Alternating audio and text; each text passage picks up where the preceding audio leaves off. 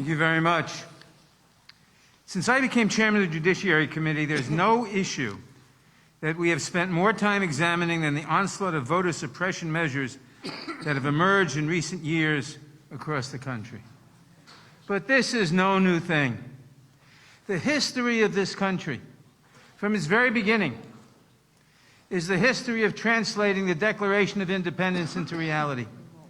The Declaration of Independence was aspirational, not real, when it said all men are created equal.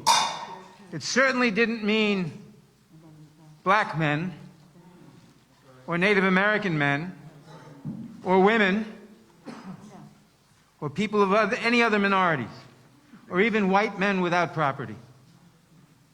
But the history of this country is the history of the expansion of that concept.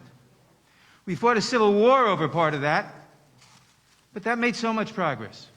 We passed civil rights laws in 1866, very good civil rights laws, and a very racist Supreme Court tore them down in the 1870s. And they tried again in Plessy versus Ferguson in 1896, tore it down again.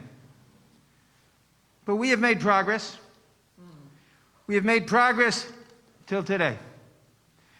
We passed the Voting Rights Act in 1965 as part of a long struggle, a struggle for which John Lewis almost gave his life, and many others too.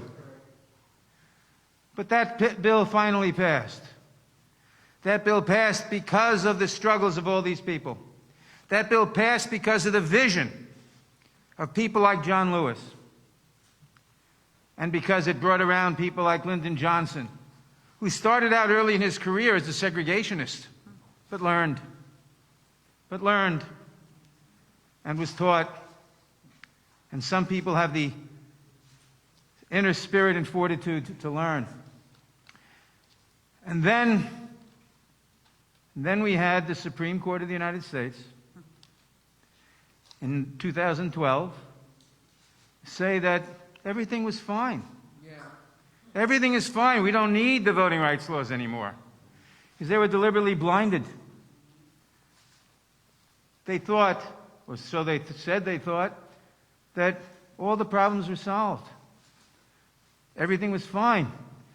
But as Justice Ginsburg pointed out, she pointed out that saying it was fine was like saying that you didn't need the umbrella anymore during the rainstorm because, after all, you weren't getting wet.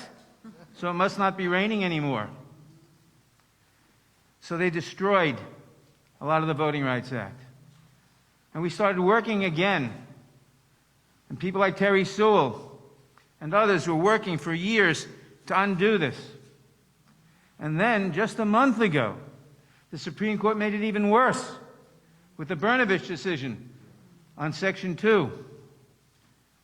But today we celebrate a day long fought for, hard fought for, and prayerfully arrived at.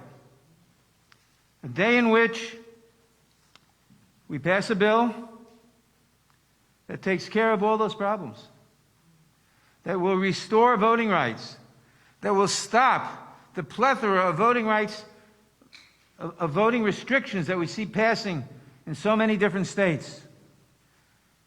And we pray that this bill will land on Joe Biden's desk, that the Senate will do the right thing. The Senate has a history of lagging, but eventually doing the right thing, sometimes. So we pray we'll do the right thing now. We know that the President will do the right thing if it reaches his desk. And we look forward to that great day. Now I want to introduce one of the leaders in this fight, Joyce Beatty.